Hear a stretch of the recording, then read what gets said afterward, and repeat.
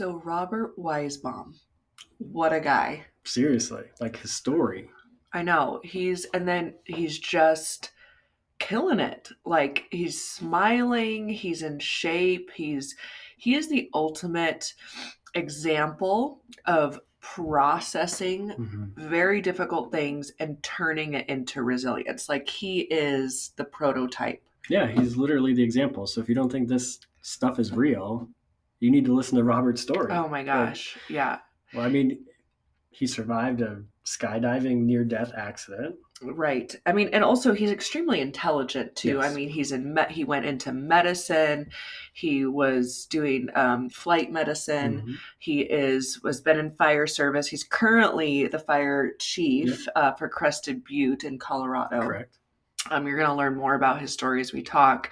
But honestly, I'm just like floored by this guy.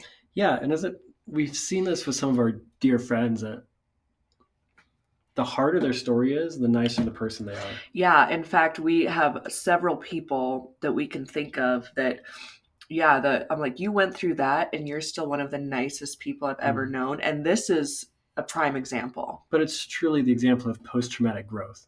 Like everybody that I'm thinking of, and Robert is at the top, among the top of this list, didn't just bounce back. They didn't just keep showing up to work, because we hear that all the time. Right. That's what makes me resilient, is I'm still here. Wrong. If you want to truly embody resilience, you have to do things like these folks are doing. And this is a 2-hour episode, but every minute is dripping with overcoming with post-traumatic growth. Truly. Yeah. Because there were so many points where Robert could have been like, fuck it, I'm done. Like literally, fuck it, I'm done. He came close, remember? Yeah. He will hear this story where he came close to just being like, you know what? This is too much. Yeah.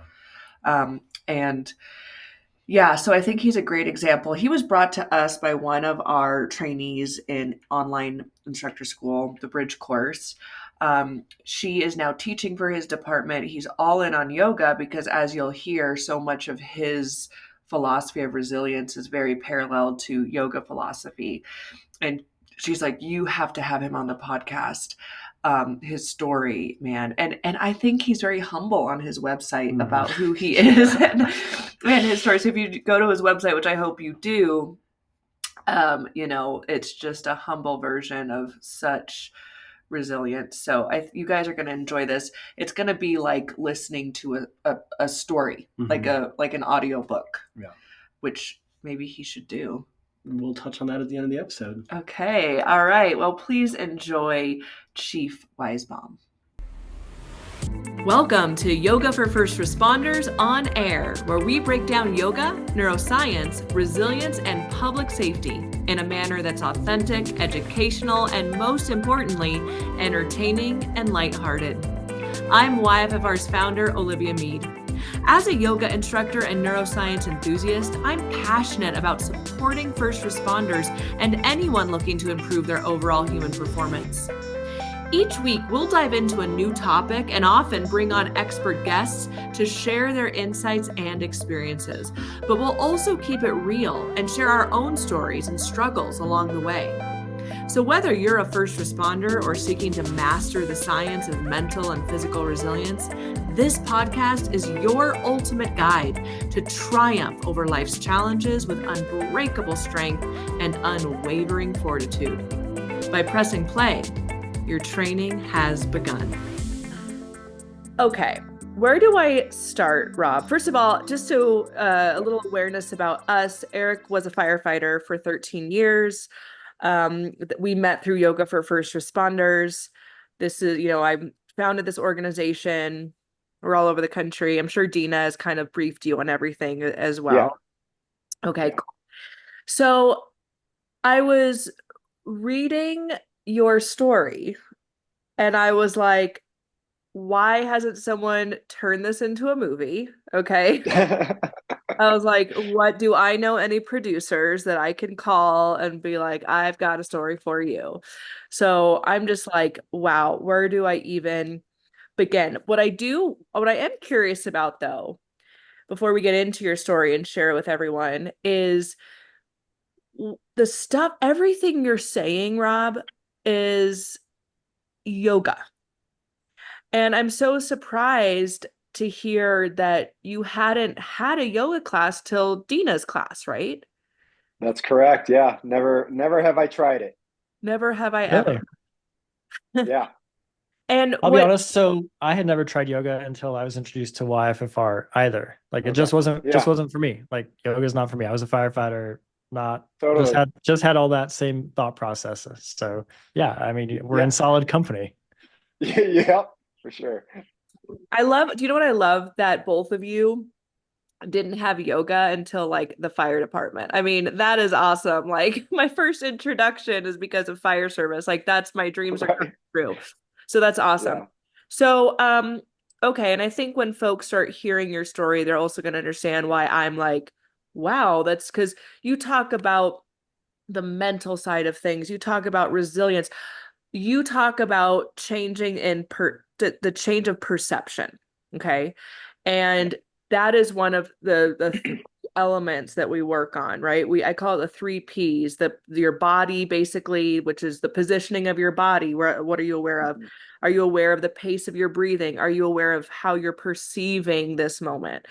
So all of these amazing words that I'm hearing. Let's start from the beginning. Where are you from? Are you from Colorado originally? No, so I was actually born in north suburbs of Chicago, Okay. and at a very young age, we moved to Ann Arbor, Michigan. Okay. So all of my upbringing was at Ann Arbor, Okay. and then I moved out to after I started my career in Michigan. I finally made the move out to Arizona, lived in the Phoenix area for several years, and finally made that transition over to Colorado back in 2009. Okay. And okay, so that leads me to a lot of questions. Sure, yeah, of Like course. already, Uh, just from my, like just from where I live. so are you like a University of Michigan fan at heart then? At Or heart, or I grew are up. you a Northwestern fan coming from north suburbs of Chicago? So Yeah, I'm definitely maize and blue, tried and true. It's I grew up a mile from the stadium and grew up, and my dad was passionate about Michigan football, and yeah, love my Wolverines. yeah, so it was a good year left for you guys last year, obviously. It So was yeah, totally, yeah, right yeah, on. it's great.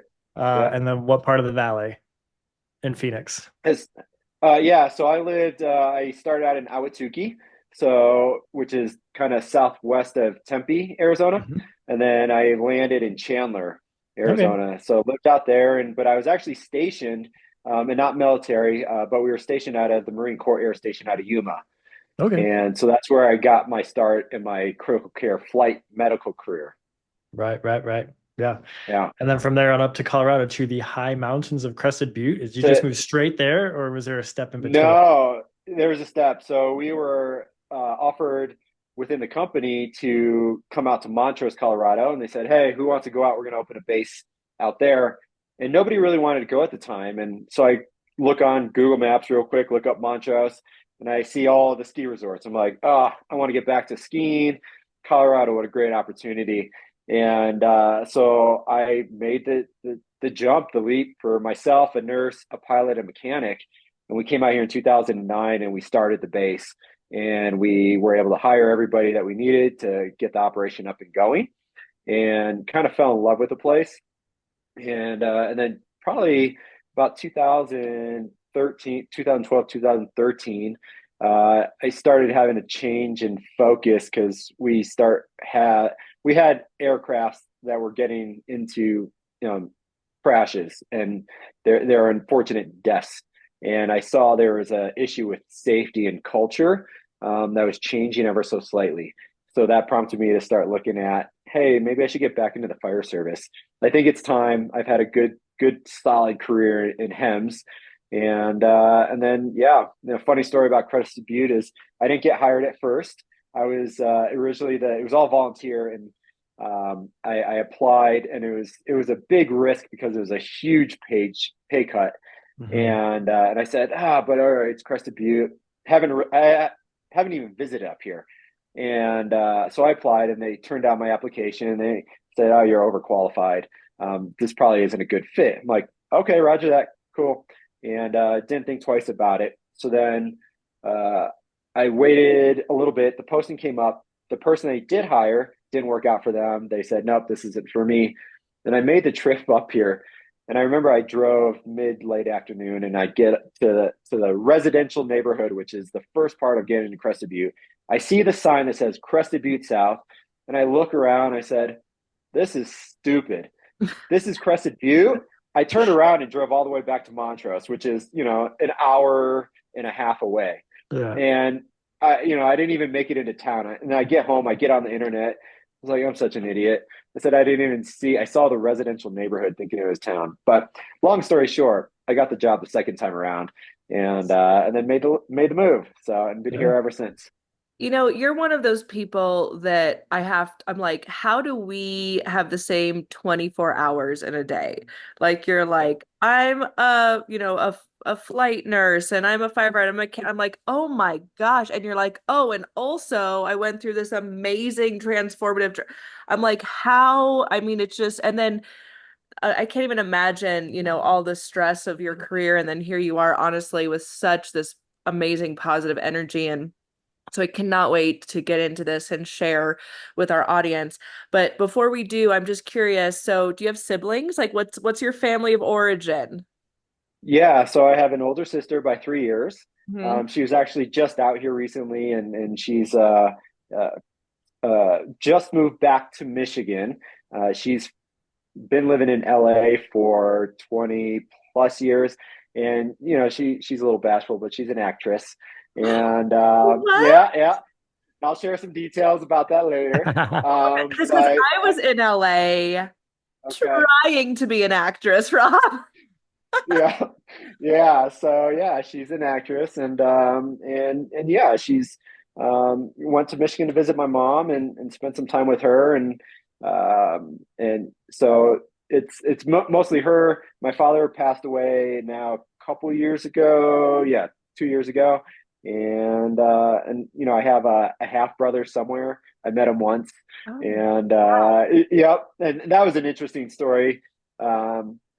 But yeah, he's significantly older from my father's side. And the interesting thing about genetics, which was weird, is when we met and he found us, he almost looked pretty close to me.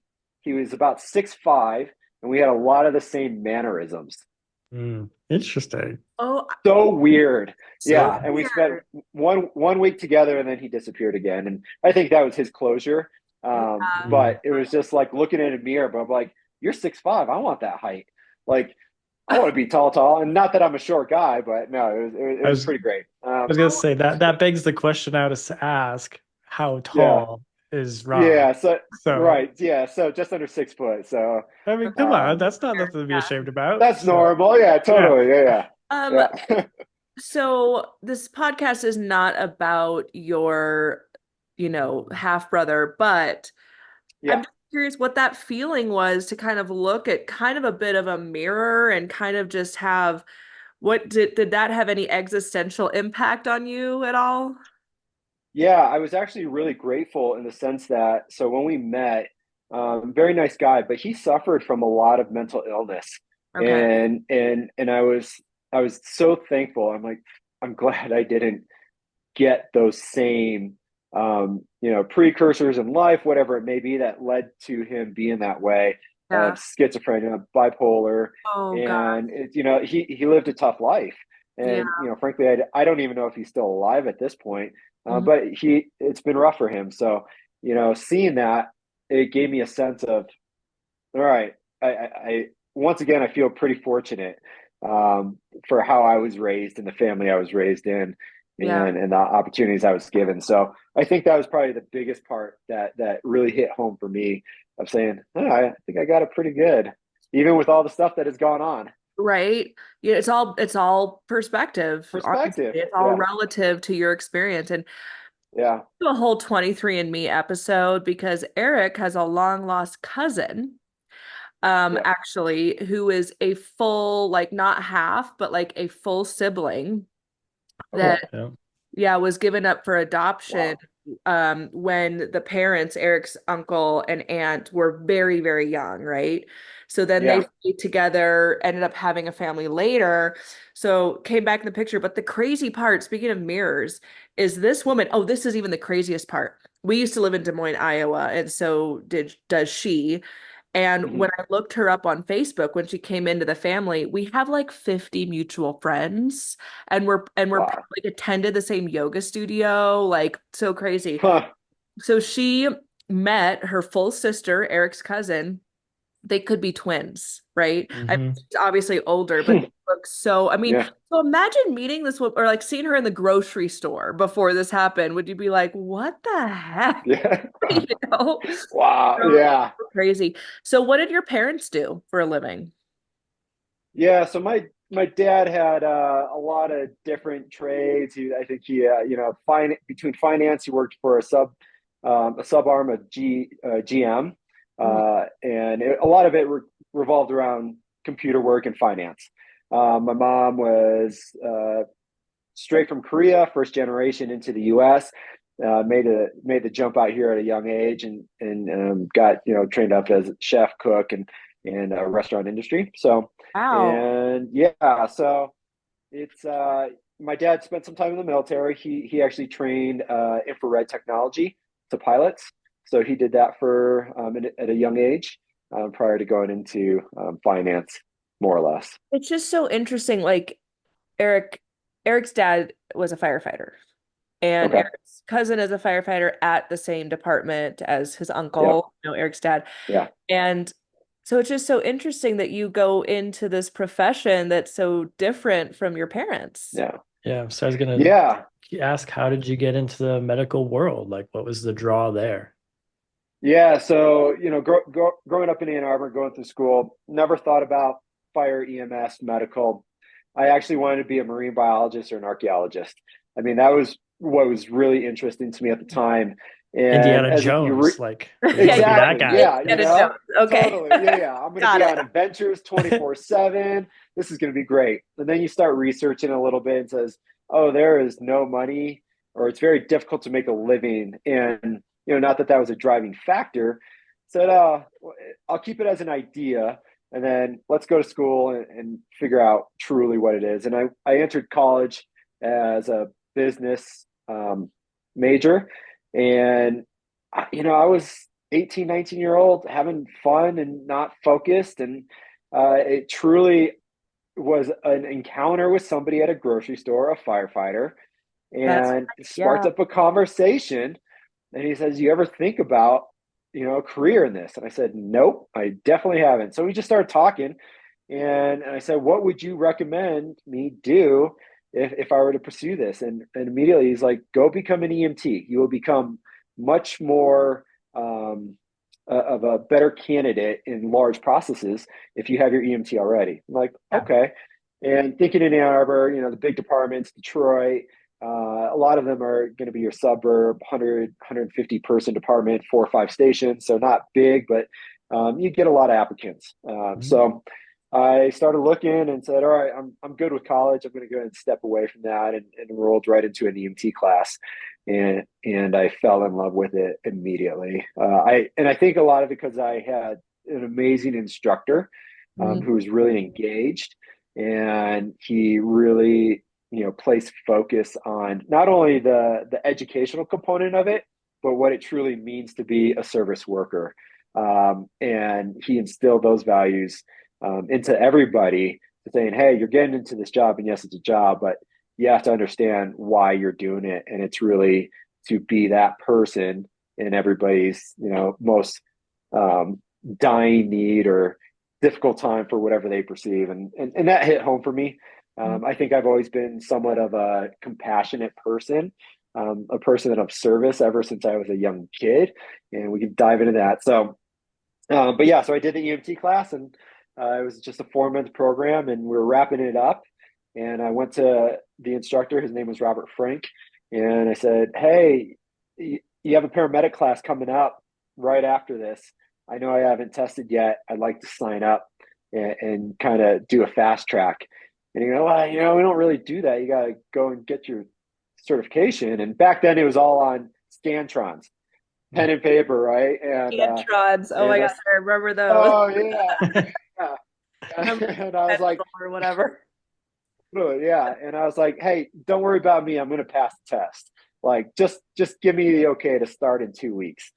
and he gave me the go ahead, and I took my test, got my certification, and I know you probably heard it. You go from zero to hero.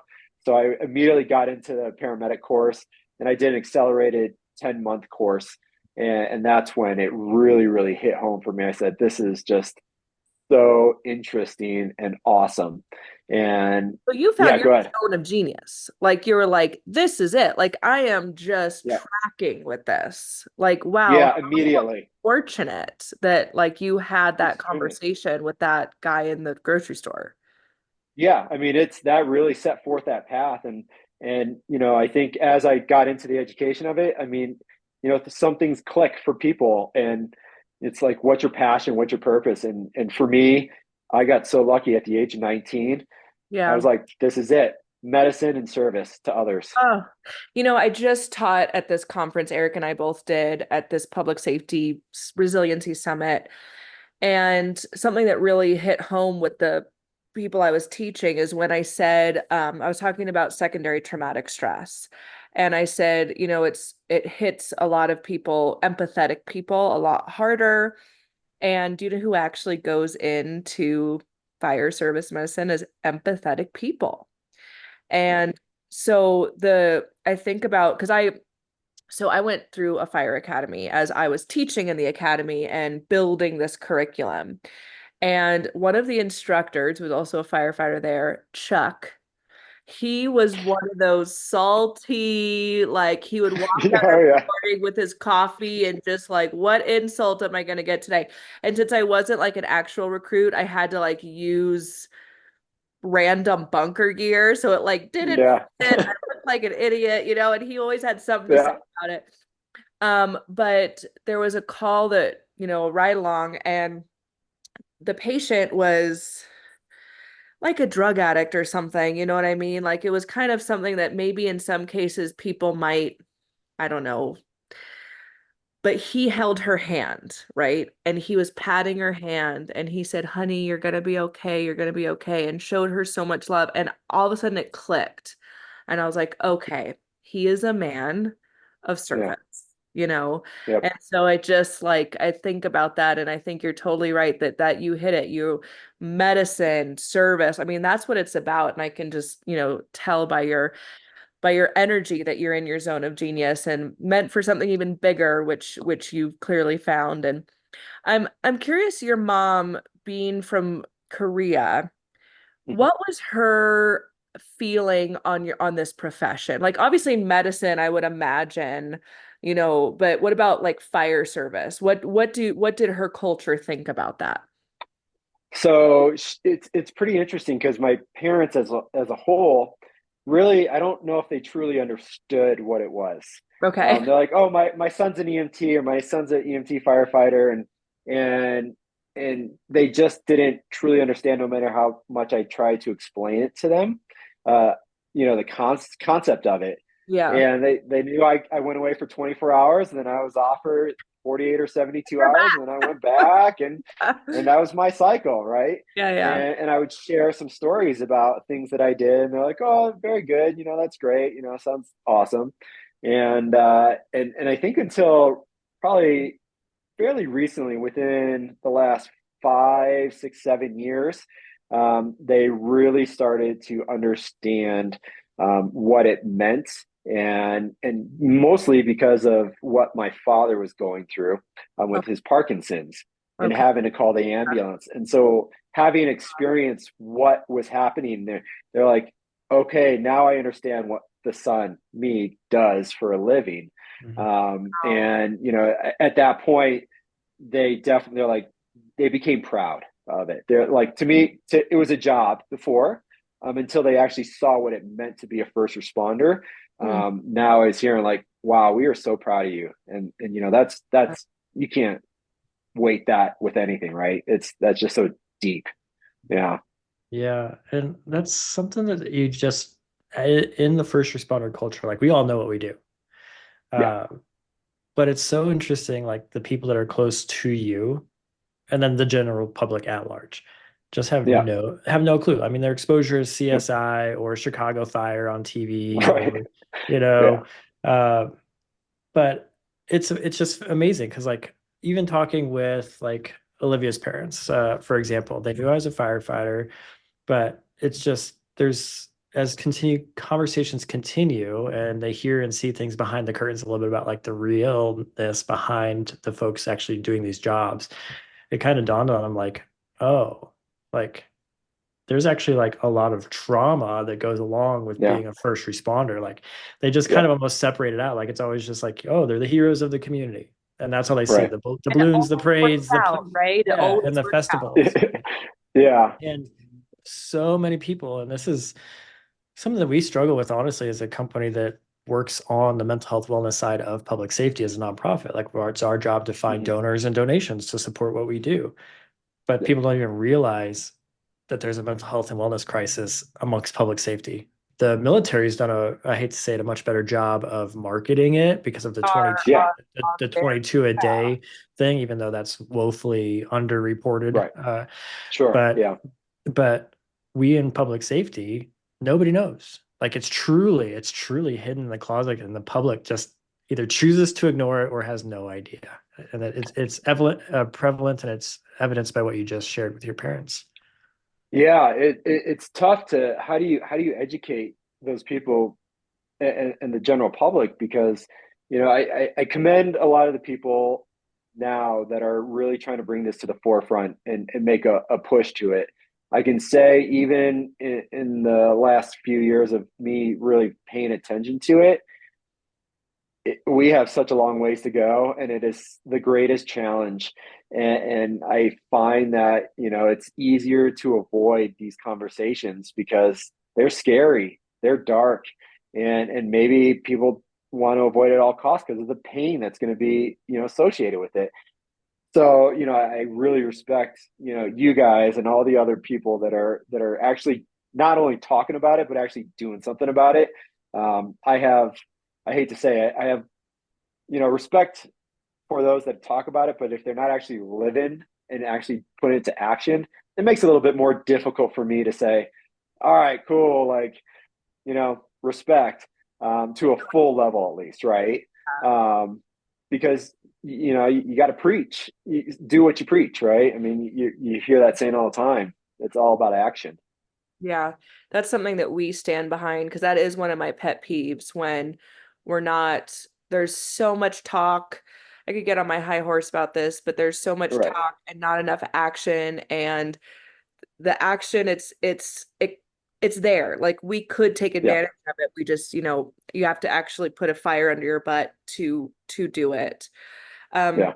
the reason I actually asked about your mom too is because, and Eric, we don't have to get too far into this because we haven't asked your father for permission, but I know that it was a theme with Eric's dad in terms of his Mhm. profession and how his parents felt about it and the pride and stuff there. And so, yeah, so I was just curious about that because, gosh, they should be proud of you. Like, holy crap. So, okay, Yeah. so fast forward, you're jumping out of an airplane. Sure. Okay. Oh yeah. All Yep. right. So Wait, let's wait, wait. We can use my favorite movie line ever. So there we Okay. were talking about Chief Weisbaum. Is that how you pronounce your last name? Yeah, you got Okay. it. So there we were talking about Chief Weisbaum's mom.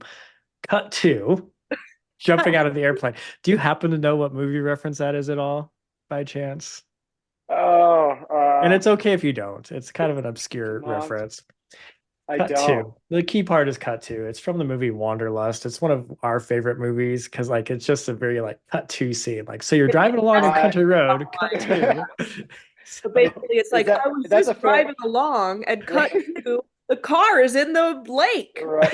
Wait, what Okay. cut to? Like what? You know, I'm gonna write this down so I don't forget. Wanderlust or Wanderlust. Wanderlust. It has Um, Jennifer Aniston in it. It's a silly okay. movie, but has like these Okay. funny. Perfect. So yeah. So cut Yeah. to you're jumping Cut out. to. Okay. Yep. Yeah. Can I fairly say like that is when the trajectory of your life and career changed during this I era? think it helped. I think it helped solidify Okay. what I wanted to do in a sense. And what I mean by that, so I was already a paramedic at the time, and I was a new paramedic, about a year or so, year and a half.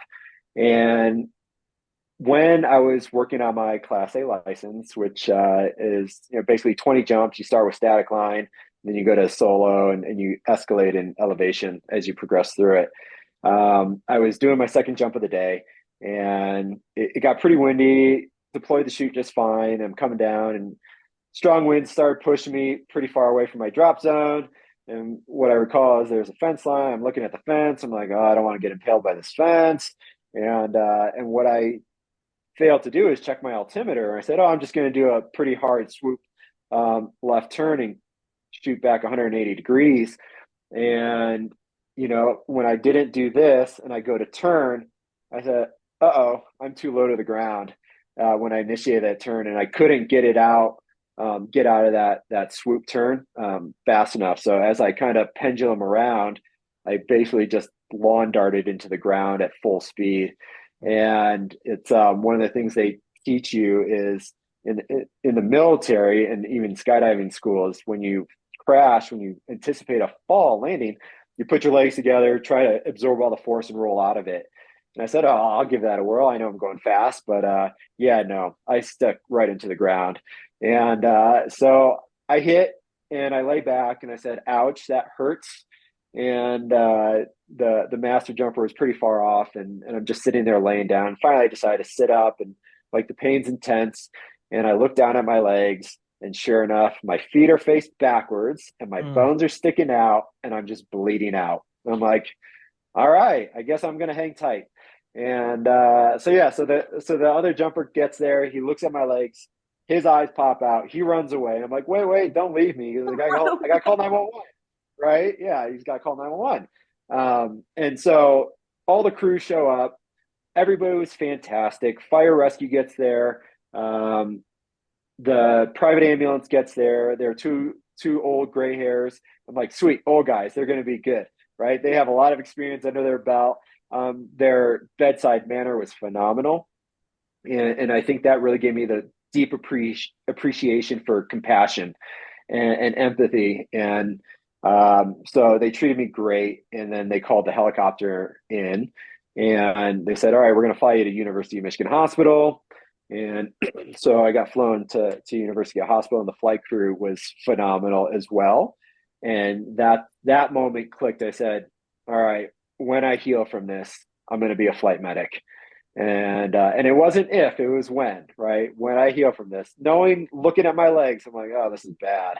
And so I get to the hospital, and they do their thing, and the orthopedic surgeon comes out to my dad and he goes, Jerry, it's bad. He goes, I'll see you later. And that was it. 10 hours later, they almost amputated one of my legs below the knee, but they were able to save it, which is great. And that really helped, just ingrained me that, yeah, this is the job that I love, based on especially seeing the care that I got personally. They were amazing. I was just so amazing. But I've also had 4 clinicians help me, which also helped my my recognition of saying, well, I'm not ever going to be like that person, because Nothing like, honestly, that's so interesting. Like being a patient, I mean, that's got to help your role in public safety to have the experience as a patient. And this isn't about me, so I'm not going to get into it, but I have the experience, right, on the other side of needing to call 911. I lived in New York City during 9/11. I was in a hotel fire, like all of that stuff. That same thing, when I saw that in this amazingly crazy, stressful situation, someone was able to maintain the situation, comfort me. And I was like, that's an effing art. Yeah. And cut to Yeah. whatever. I start yoga for first responders. So it's just a very interesting thing to be able to be the patient and get that perspective. Agreed. Yeah. I mean, go ahead. I was just gonna say, is it okay if I pull a tiny thread of that seemingly terrible incident in your life? Yeah. Yeah, absolutely. So we have a dear friend of ours. It's a law enforcement officer, suffered a critical incident. she fully talked through like what was happening in the 6 inches between her ears in that moment. And so I'm just curious because you said like you landed, you're like, shit, that hurt. Yeah. And then you look down at your legs, and then you kind of were there, and the other folks came in. But there was a time that you were like, I'm by myself in this moment. I just saw this, what has happened to myself. I just quickly diagnosed what's going on. Yeah.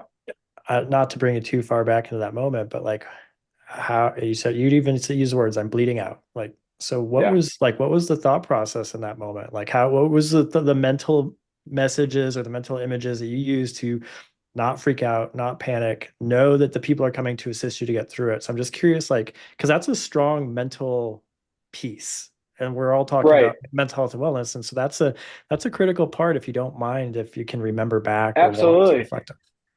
Yeah, I would say so after the incident happened and I crashed, it's, I've been pretty fortunate in the fact that a lot of the way my mentality and mindset works was truly formulated from martial arts. And we hear all about stoicism nowadays, as it's really come to the forefront with, Ryan Holiday and other things. But I think it was ingrained into me to really understand to say, hey, remain calm. You're in control of how you're going to react to the situation. And I knew I was helpless at the moment. But at the same time, a lot of things that went through my mind were, all right, one of two things are going to happen. I'm going to bleed out and die. And if I do, I'm going to miss my family, but I lived a good life so far. I've lived a life of service for a couple of years. I've been doing good for the world. Not a bad way to go out. A lot of people would be sad for it, but that's not what I want. I have a lot more to offer in this world. So the other part was, okay, get your shit together, Rob. You got a lot more to do in this world. You're only 22 years old. And a lot of it was just remain calm. Things will get better. And no matter what the end prognosis is, I'm going to put every bit of effort I am to getting healed so I can get back to myself. And, all the challenges I'm going to face are just that. They're challenges. You're going to work through them and you're going to grow through them. And it's going to suck and it's going to hurt. And it's going to be painful. And those are things that I tell myself. I definitely thought my career was over. I said, I just got into this. I love it. I'm never going to do it again.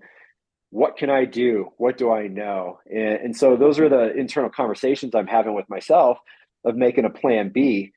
And then that lasted for a couple minutes. And I said, nah, screw that. I said, I'm a first responder.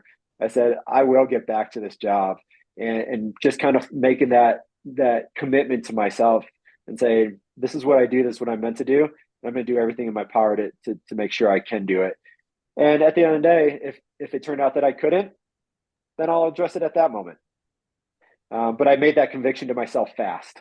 Amazing. Yeah. Years old, like, holy shit that you had.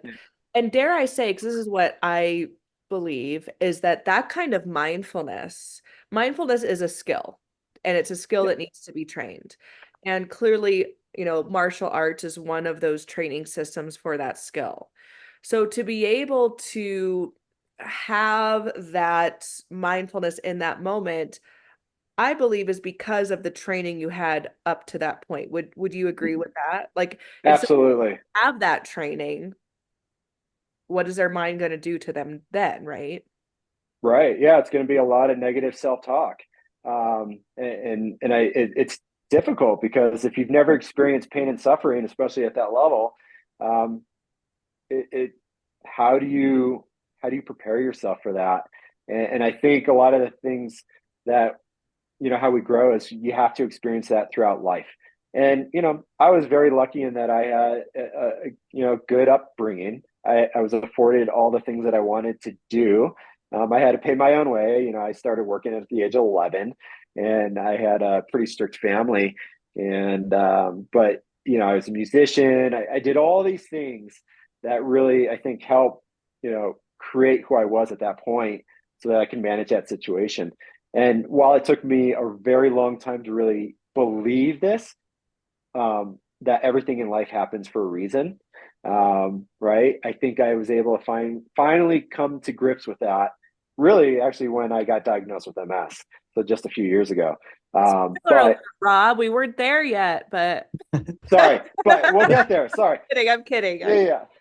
But yeah, no, there's all these defining moments in my life that really have escalated to the point. And with the skydiving, yeah, if I hadn't had all that training and upbringing the way I was raised, I have no idea how I would have reacted if I would have just given up and say, "Oh shoot, this sucks. Just accept it." Right? Yeah. Um, I mean, this is stoicism at its finest. Like Yeah, it Eric, is. Yeah, and actually, what you use the words like, may I ask, do you study stoicism? I mean, you brought up I stoicism and Ryan do. Holiday, and so as do I. Yeah. Okay. Our little girl is named Aurelia, named after Marcus Yeah. Aurelius. Okay. And Yeah. so you used a very similar phrase to what Seneca says, where like he actually basically feels sorry for those that have never gone through any kind of misfortune because Yeah. they've lived their life without an opponent and they don't even know what they're capable of because they've never faced true misfortune. And so you just said that like this was a defining moment. Like I knew what I was capable of because of going through that moment. Like Yeah. that's the definition at its finest. Yeah. Yeah. For sure. So um, what martial art did you study? So I did Taekwondo, Okay. got up to fifth dan black belt, and then I also did Aikido for a little bit.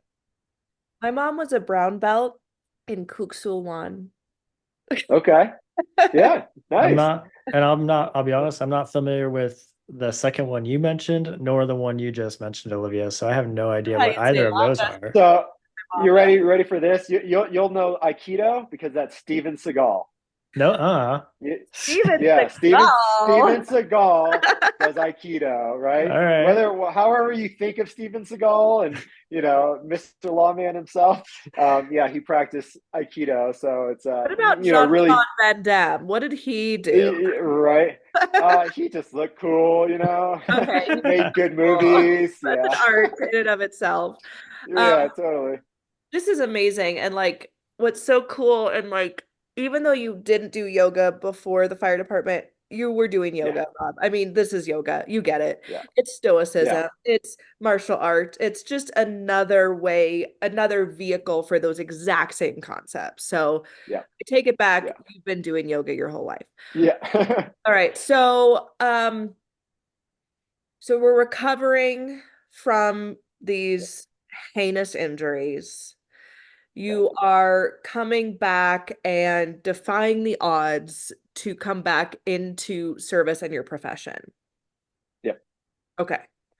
So tell us the next, like, I mean, you tell us what happened between that, but like Sure. you're climbing the ranks, right? You are getting to a position of, like I tell Eric all the time when he looks at a fire truck longingly and, you know, or but maybe used to feel regret. Should I have left the service when I did?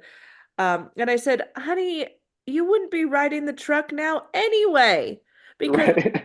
past at his department and who retired and this or that. I'm like, you'd be, we could see what rank you would hold. Like you would be behind a desk, right? Yeah. So, Yeah. okay, so anything in between there? I mean, like I skipped the whole. Tell me about your recovery. Like, tell me about your Yeah. mindset that went from people being like, you may not walk, you may not, let alone be a firefighter. Like, Oh yeah. So my follow-up doc, he had the worst bedside manner ever. And he's just that stone cold face, look for another job. He was just, I didn't like him, right? okay, I should have asked for a new doc, plain got and it. I simple. felt that way But too about doctors. I just right, don't like you. Yeah. yeah, but the great thing about that really helped me, I said, you know what? Cool. Thanks for telling me that. Um, yeah, I don't accept that. I Hmm. am gonna return to this. And I said, you just gave me more fuel that I'm gonna use. And that really was it. So I was super lucky. I grew up playing a lot of sports. I played hockey. I was a collegiate lacrosse player for a season. And so I had the benefit of having a PT therapist through the University of Michigan at the ice rink there.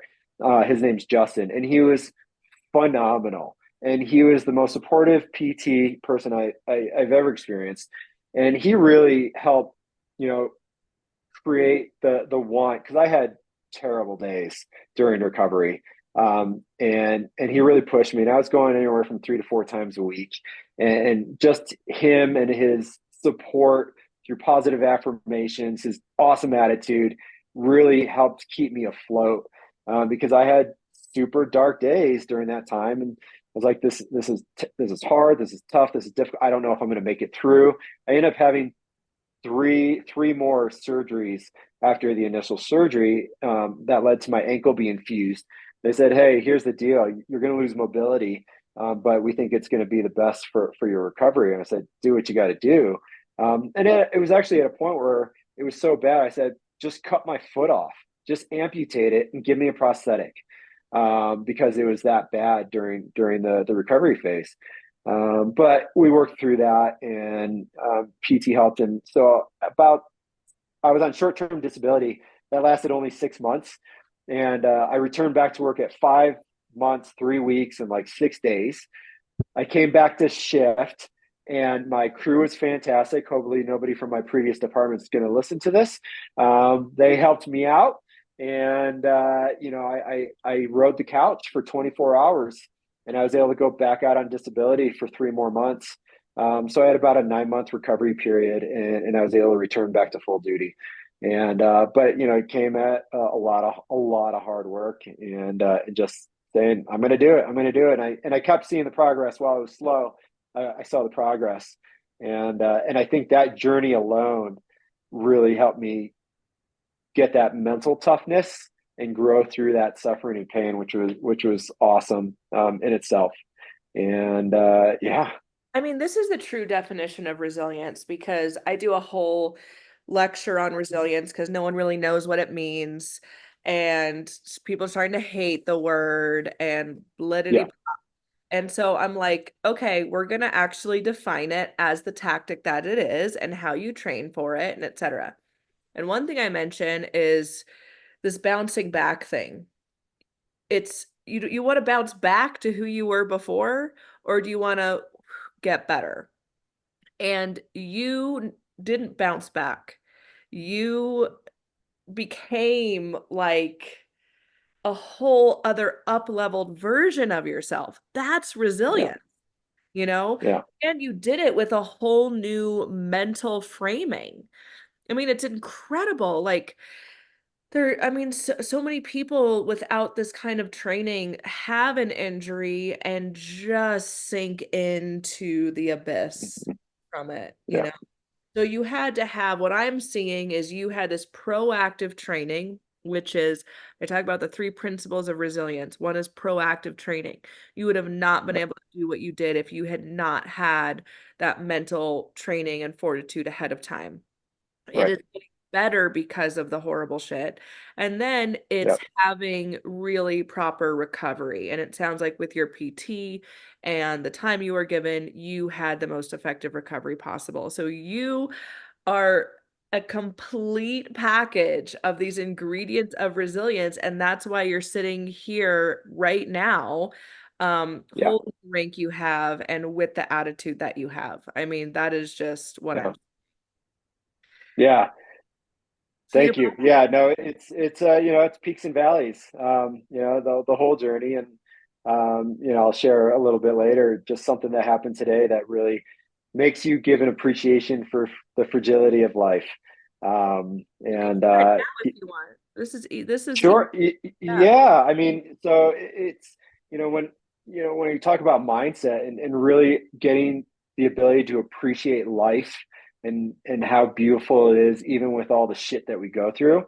Today we had an incident. I can't go into details, obviously, but I had to call the parents and say, your son has a life-changing injury that's going to be very difficult to manage, possibly, but we need answers before we can give you more information.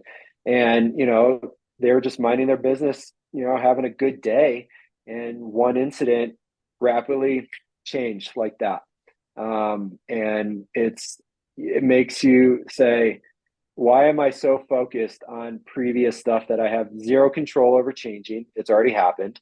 Why am I focusing my energy on that when you want to focus on what you have today I think a lot of my success with my recovery and everything from injuries have been, one, because of the work that I put in, but also the people that I've been surrounded by.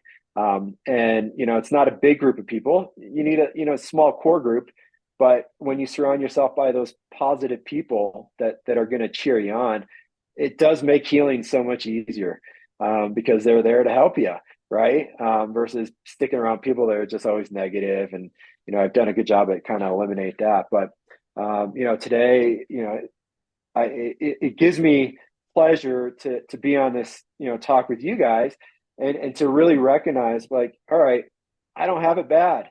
And then I hear all the complaints about all this other stuff. I'm like, these kids' lives are going to be totally changed. They're young, and it's unfortunate. This happens all the time, right? This is just life. But it makes me appreciate it a little bit more every day. That's coming back to your Stoic philosophy and belief, honestly. Like, there's two ways to go. Like, when these things happens, because this is my argument too in public safety, is that we see folks, to take it to the extremes, we see people that Yep. died that never should have died. And we see people Yep. survive things that never should have survived things. Right. I mean, both sides, both are true. Yeah. And we Yep. see that entire spectrum. And so that can throw a lot of people into like, well, how do I even believe in anything at this point? Like, this, Yeah. it doesn't make sense. It's just chaos. Right. But where you said like, oh, seeing this tragedy that's going to impact these families and these kids' lives forever, that can drag us down. Like, it can drag us down as first responders. Or we have the option to say like, no, this can pull me up and out, and know like I need to live my life to the fullest today, because that could be me tomorrow. And it's not Right. to make you afraid. Like, when we have those opportunities to see that real time, it makes us shouldn't worry so much about if the conference room tables aren't set up correctly, or, Right. we're don't sweat the Yeah. small stuff. Like, truly, like, Yep. live for today, live for this moment. And that is part of your, Yeah. I would argue, your Stoic belief and Stoic philosophies. And that's why it became so near and dear to my heart as well, is because I chose the same thing you did. Like, I need Yeah. to live for this moment. Like, and it's that in your face reminder that most people Yep. walking the earth don't get on a daily Right. basis. And so, Yeah. yeah, so that's a powerful message, man. And Absolutely. for the accident coming out of the plane, that's the amor fati, right? That's the loving fate and what's happening. And then today is an example of the memento mori. Yeah, like, remember that you are going to die. Like, all of, like, you are living the Stoic life in the most amazing way. And what's amazing to me, and why I've always had a deep respect for public safety, and also wanting to make sure people understand this, is you had to do something today. Not only that family, but you had to do something today that if any other person had to make that phone call, they'd be sitting drinking wine like, oh my God, I had a day. You're here sitting with us, right? That's your typical Tuesday. That's what people don't understand, Right. is Yeah. it would be an impactful day in someone's life. Just having to make that phone call is your job description. Like, can we all take that in for a second? And the fact that there isn't structured, mandated training to support your mental health and nervous system around this is insane to me, you know? Yeah. Anyway, by the way, I had a similar experience of being like, wow, your life can change in an instant, when my parents were struck by lightning a week ago. What? I mean, that's literally like the clickbait version of the headline. Like, let's be Their real. car was struck by lightning while While they were were in it. Yeah. Okay. Yeah. Yeah. So now we have this argument of like, were you struck Totally. by lightning? And Right. everyone's like, no, Yeah. your That's car wild. was, but I was inside the car. Also, I've been Right. telling people, Rob, I said this yesterday when I was presenting at this conference. I came across a dead body the other day when I was walking my dog. Okay. Actually, What happened? That's That's actually another what clickbait happened. headline. Yeah. She's been reading too much TMZ or something lately. Right. Access Oh, Hollywood. I was joking Yeah. with Eric how we were gonna make this story like a few years down, like it keeps getting embellished. Like, remember when we saw that murder happen? Okay, it was Right. not a Yeah. murder. I was walking my dog in my complex. I smelled a foul smell. I was like, what is that? I looked and there was Yeah. an apartment door open, and it looked like there was some sort of stretcher there. And I was like, that's weird, but no, probably nothing because there'd be emergency vehicles here. Went around the corner, there were 3 emergency vehicles there. So I Yeah. said to Eric, I got back to our townhouse and I was like, Eric, can you smell death several times? So can you come and tell me if like this is what I think it is?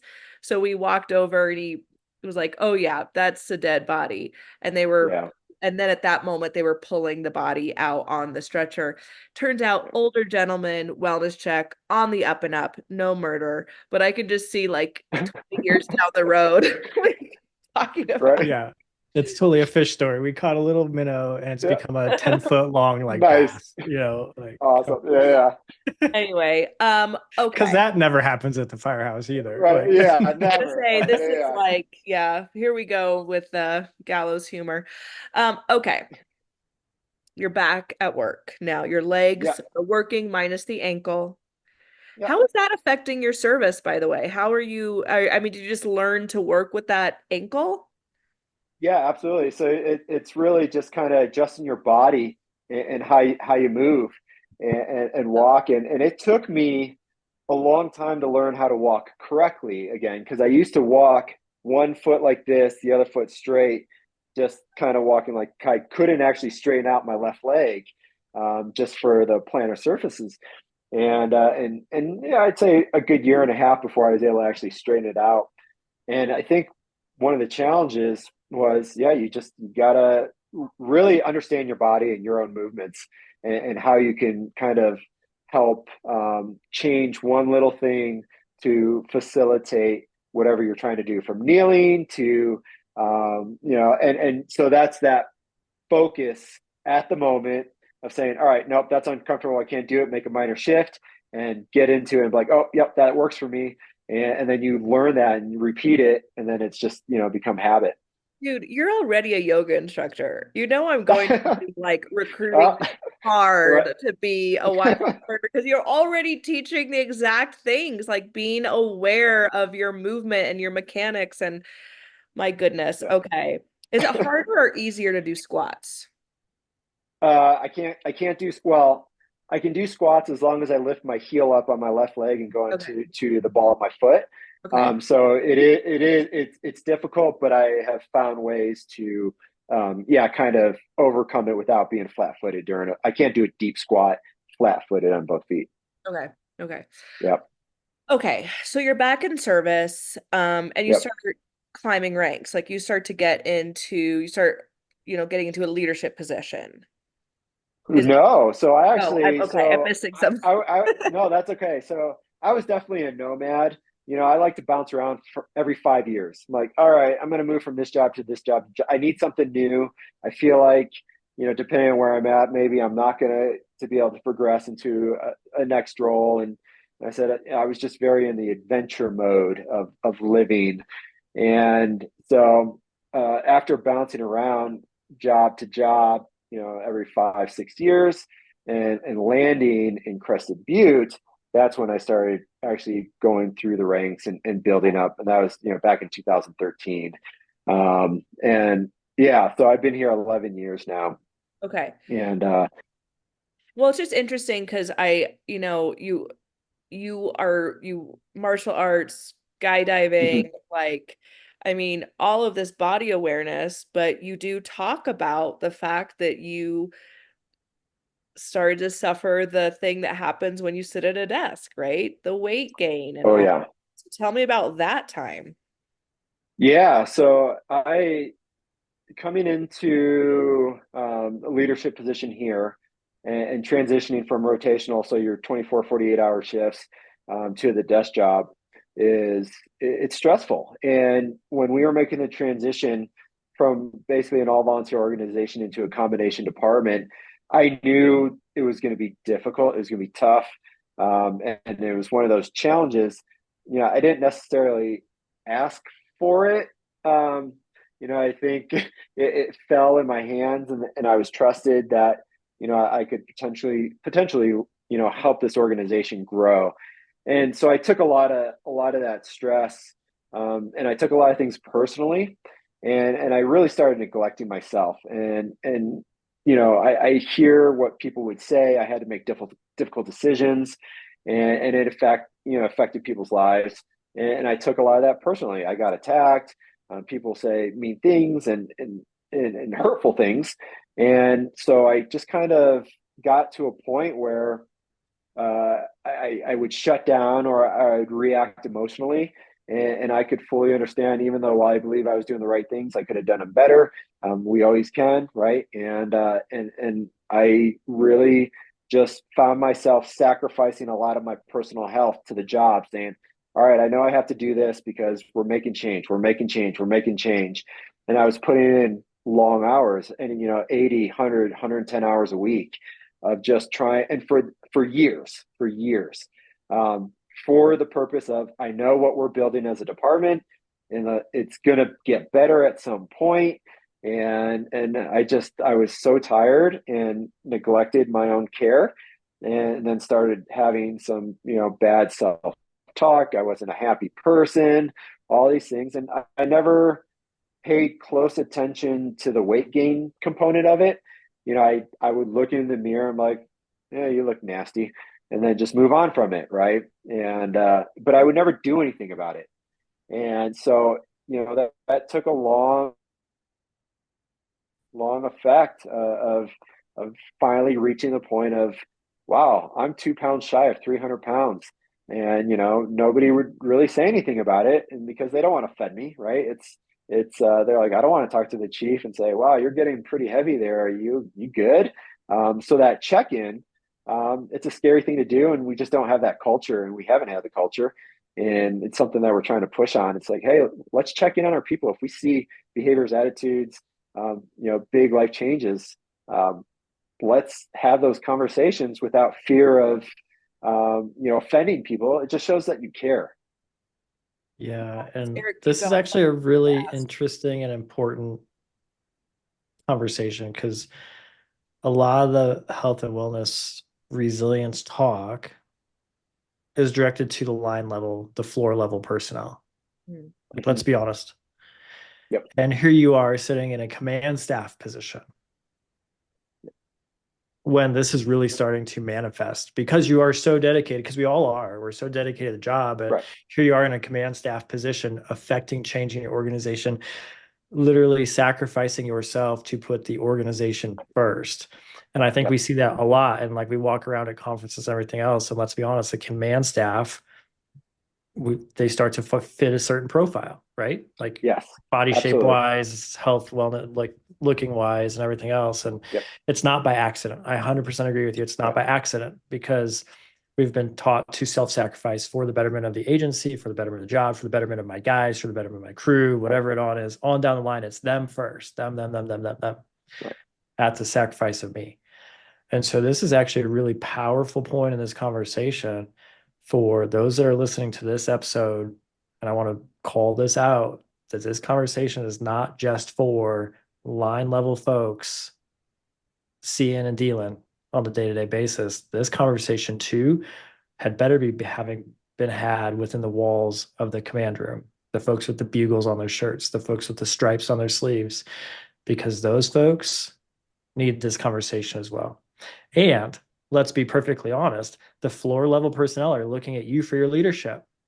Like, Yep. at the end of the day, they're looking at you for your leadership. Yeah. And so, that's a powerful recognition, man. That's a powerful recognition. And to have that conversation with yourself, because nobody else wants to have it with you, because you're the chief. Like, right. Yeah. Well, this goes into what my thing I wanted to ask you about too, is this this concept of feedback. And we don't have to get into it too much, because it's probably a whole other episode, which maybe we need to have on again for several different subjects. But taking, receiving, giving that feedback, you are dealing with someone else's insecurities. And so, like, the thing about, even if someone is noticing and does care about you, and say they even do get the cojones to say something, it depends on who you are about receiving it, right? Yeah. And like, it's just such a tender thing, because even when it comes out of love, you can just be, someone could just, really give it to you for showing that kind of love and support, Yeah. It's so tricky. And oh, and this, and I want to hear what you have to say with what Eric said, but this also kind of brings me to the thing of the responsibility of the line people, the people that are out there and on the trucks. You have responsibility for them. And so, of course, it's just like a parent, right? Like, I think about this a lot as a parent when I leave the house to go do my own thing or take time to do my practice, and my daughter is crying because she wants to hang out with me. But I have to demonstrate to her what, self-prioritization looks like. But I'm also responsible for her. So you're responsible for crews, and someone on, one of your crew members takes his life. Mhm.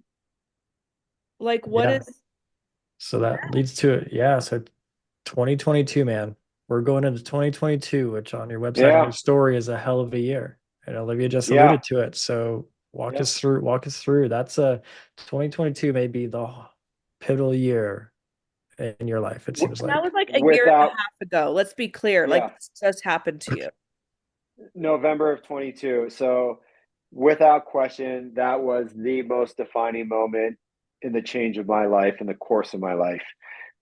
So unhappy, not pleased with myself, sad, not clinically depressed, but I'm just going through the motions of working, and I'm still committed to the mission and all the things, right? That's what we do, and then I'm dealing on one side with my father who has Parkinson's. He's on hospice care. It's very stressful on the family. It's extremely sad to watch a parent, a loved one, go through that, and you feel helpless. So that's weighing on all of us as a family.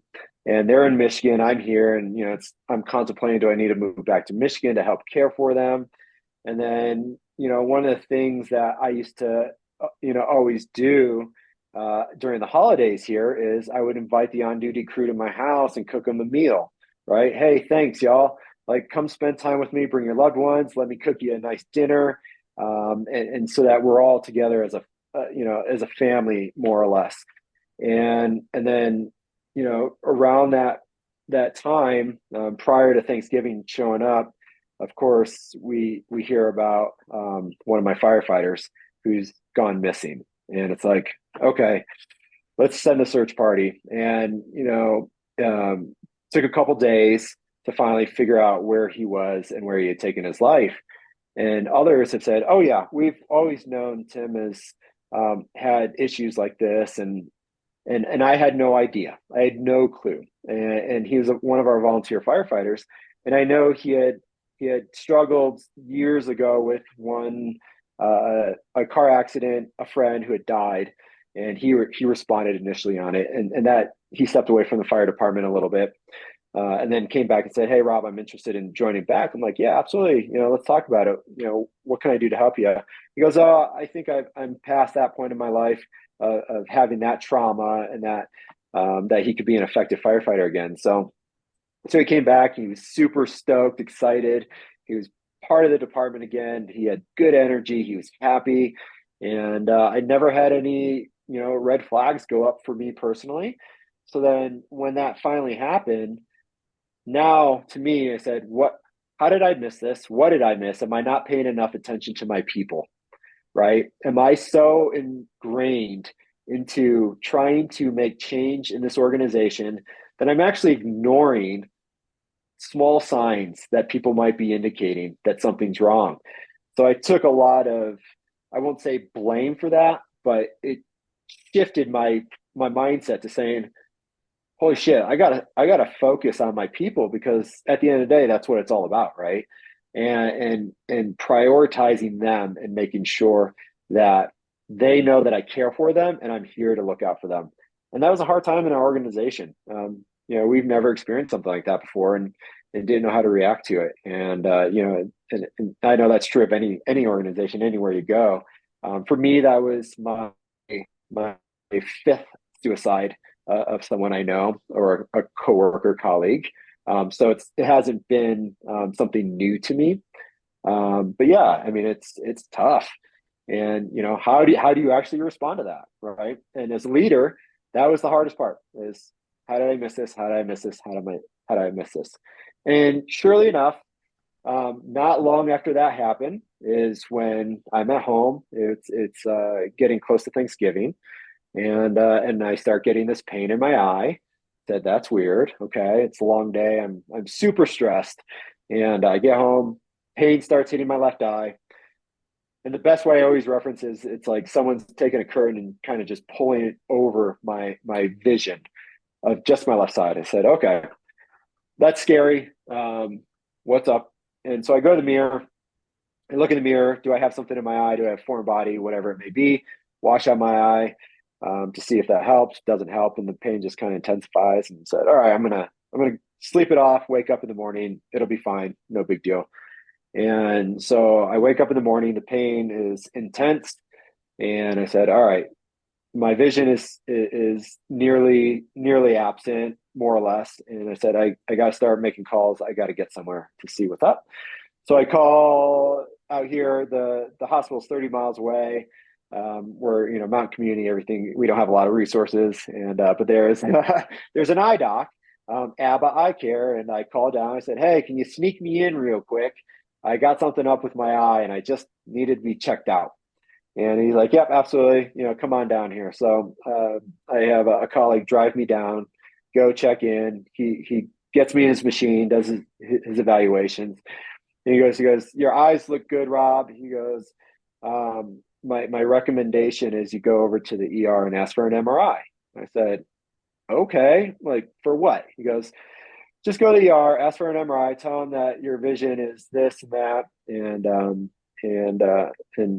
they should order it. So, of course, I walk over not walk, short drive over to the ER, check in.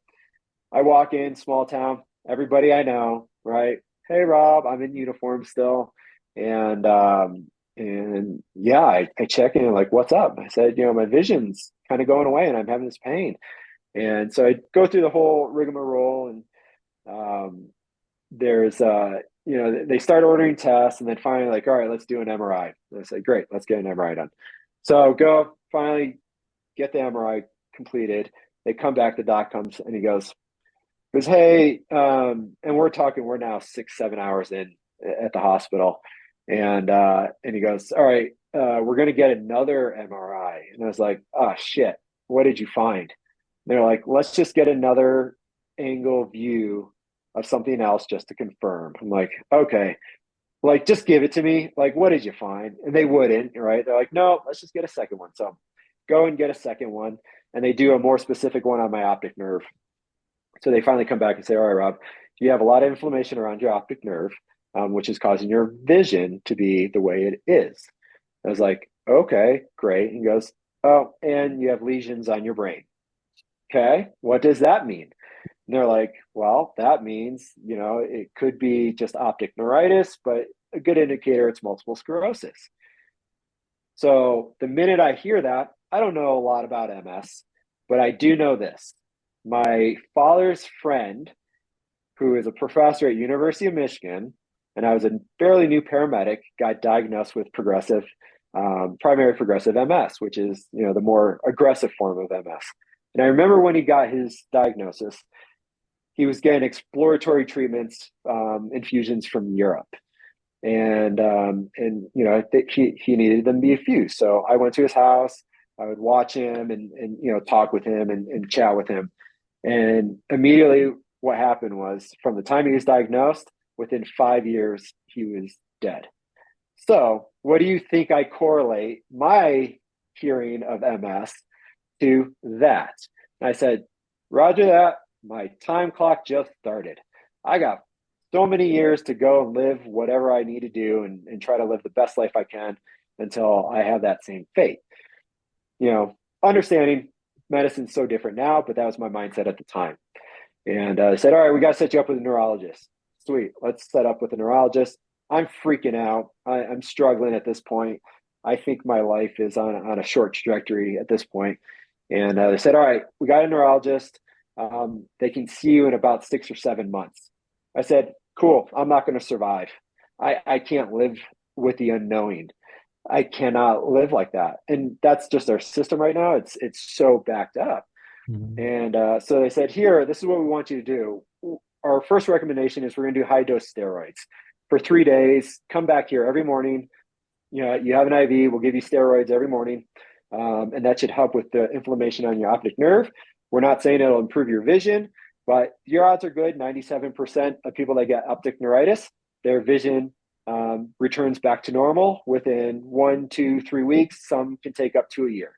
So I'm like 97%, those are great odds, right? I like that. That gives me a little bit of hope. And so I go home, I'm like, all right, cool. Let's just tackle this and see what I can do. So immediately I start talking to my colleague, and I'm so grateful. She works in a big hospital system.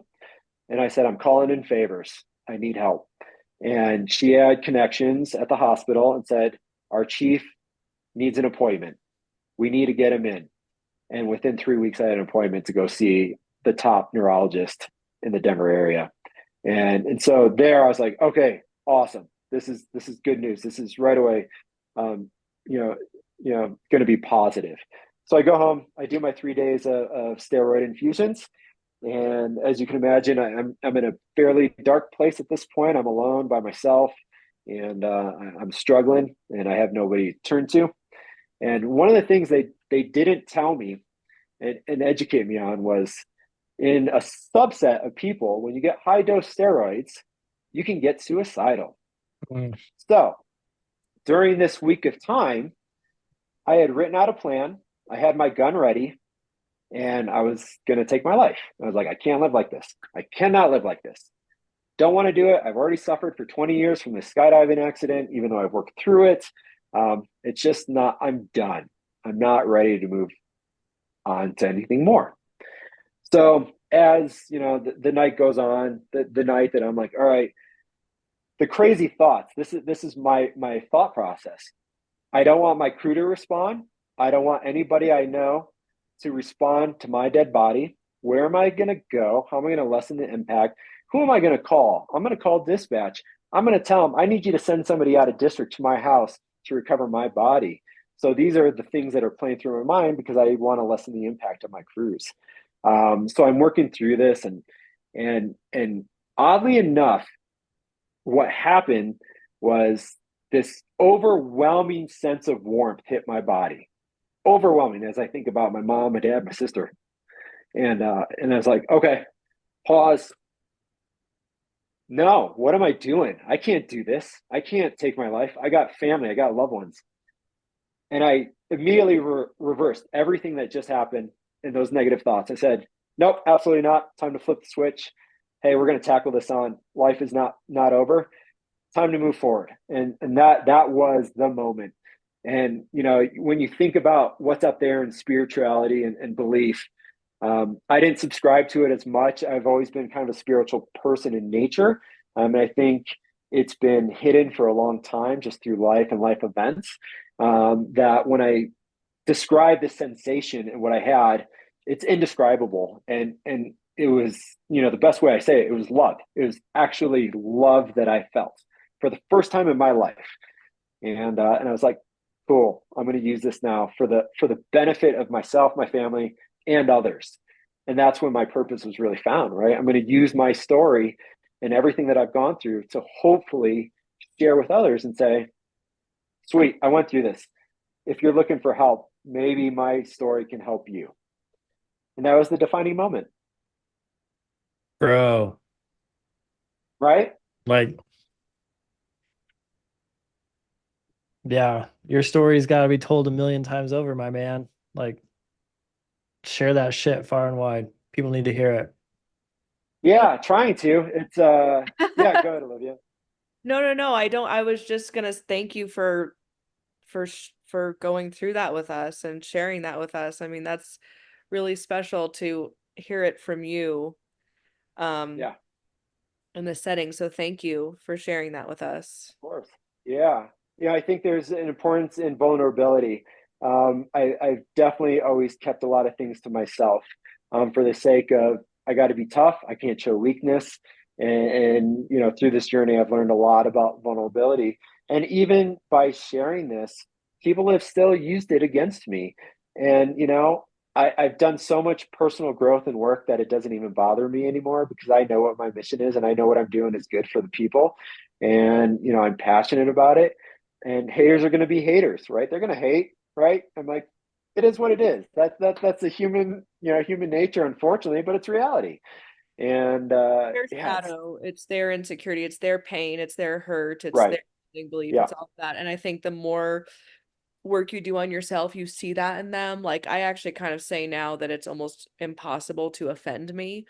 because all I know is seeing that this is your pain. But when you did say that people were mean to you, when you became in a leadership position, I immediately want to like go after those people and punch. Can't imagine Right. anyone being mean to you. It makes me angry. Yeah. Well, thank you. So your story alone is amazing, but it doesn't end there, No. because then like So I'm you've got 298 pounds, yeah, because then like right? you have literally a 9-step manifesto of like all Yeah, the things you change, like, right. and Which, by so the way, that was one of the favorite thing I had about you is you were like, here is what I did. I love right, that. Yeah, because you took this really powerful, truly deeply spiritual moment, because it's like both sides of the coin. Like in your deepest, darkest moment, you felt the most light and love of your life. Like just let that yep, settle in, like the dark and the light at yeah, the same time, right? right. Um, and then instead of just like sitting there in that moment, like, and this is one when we were reading through your bio and learning about you, and why we got so excited about this conversation is you took it from, okay, now I'm going to make literal tactical changes to my life. Yeah, And these are the 9 steps, the 9 things I did to get my life completely turned around. Like, yeah, I hope it's okay for me to say this. You have 2 pictures on your story on your website, and I'll be honest, yeah, man, you would walk past those 2 different people on the street, and you'd never know that one is you and one's not you.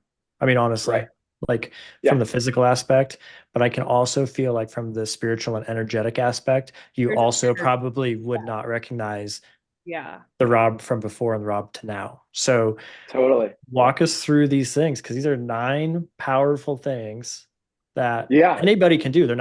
It's not like, oh, I went and I ran 1,000 miles and I ran across from New York City to Los Angeles. It's like very right. tangible, tactical steps that you did that have completely Yep. changed your life. So how did you come across these things? Like, how did you decide to do these things? Like, what's that? Where do we go from there? Because, and to Olivia's point, Yeah, this is only like 16 months ago. Like, right. this isn't that long, like in the span Yeah, of life. yeah.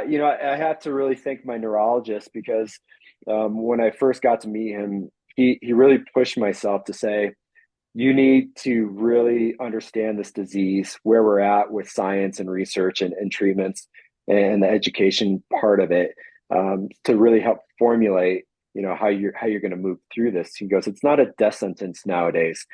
And so at first, one, I love learning, I love education. So when he told me that, I was like, sweet, I get to read more and I get to read research and I get to look at that. What really threw me off, he says, all right, we have 14 treatments. I need you to pick the top three, and do your homework and what best suits your lifestyle. And I said, okay, I can do that. So, it's one, making the commitment to change, and saying, hey, I'm not going to have anything that's going to get in my way. And one of the things I learned from my old orthopedic surgeon, and I think, it's on my website, is like, I'll never let a doctor give me a prognosis. You can give me a diagnosis, but you won't give me my prognosis, right? And that's the key, right? You can tell me what I got, but sweet, I actually get to forge my path moving forward of how I'm going to either recover from this, get better from it, learn from it, grow from it, you name it. And I'm going to find my ways to do it. And I was able to revert back to when I was an athlete, and all the discipline that I had growing up, from, getting back into repetitive behavior, consistency, hard work, and making no excuses. You just got to do the work. If it's important enough for you, you're going to find the time to do it. And probably one of the biggest things that I hate is when people say, I don't have time. I don't have time for this. I don't have time for that. It's just a reprioritization of what you want to do to help facilitate whatever you're going to find in life and what you want to get. So really working out, understanding the disease, and then saying, all right, going back to basics. And you really think, what does it actually take to get healthy? And it's actually not very hard. You got to eat right and you got to move, right?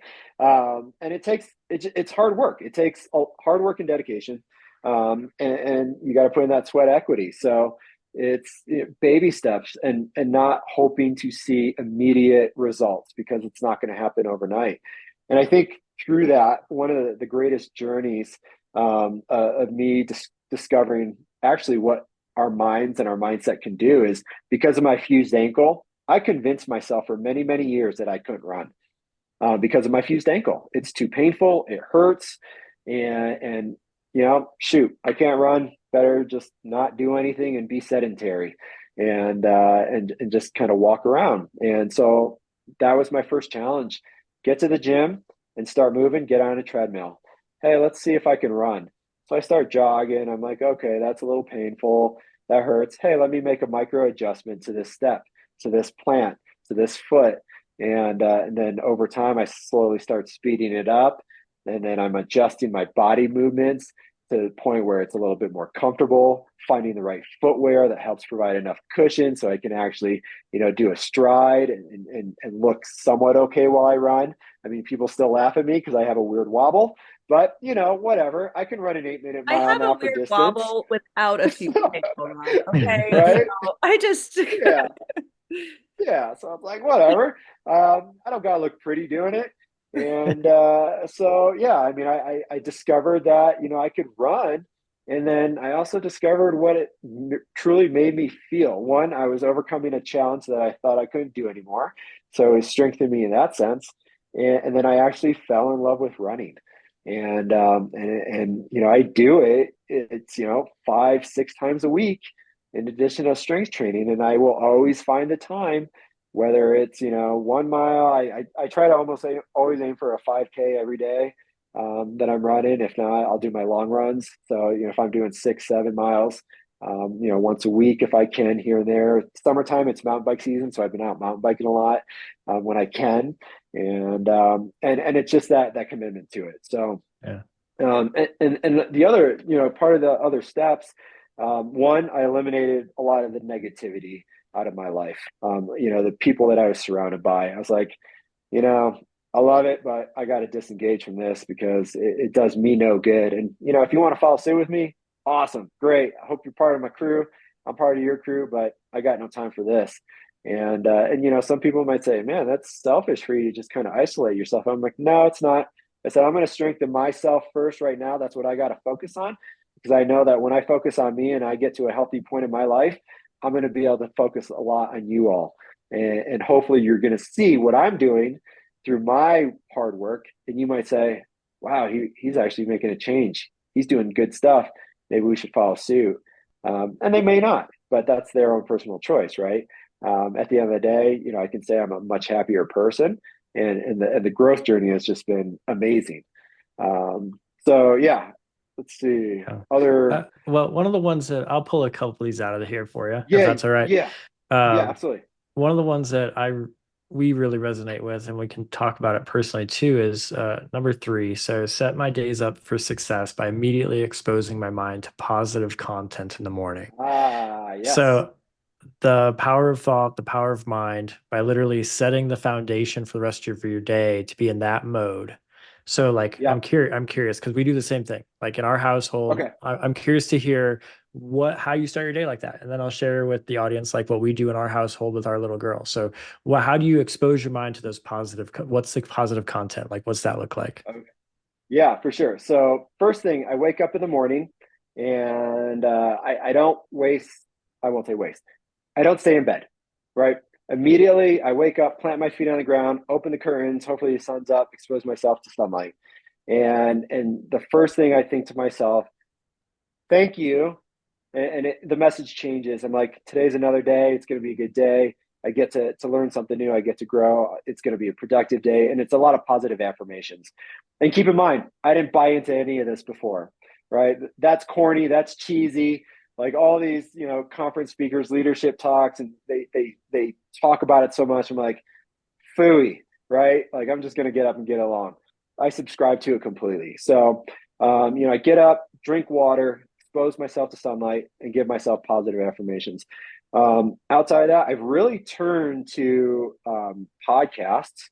And so whether it's a couple things, it's good music. So good, relaxing music to kind of get my mind going a little bit, and appreciation. I have a deep love for music, jazz music. I'm a jazz musician by trade growing up. And I know another thing. What instrument? Like now that begs that question. Tenor saxophone. Right on. Yeah. And once again, I was blessed by my neighbor, Carl Prokaski.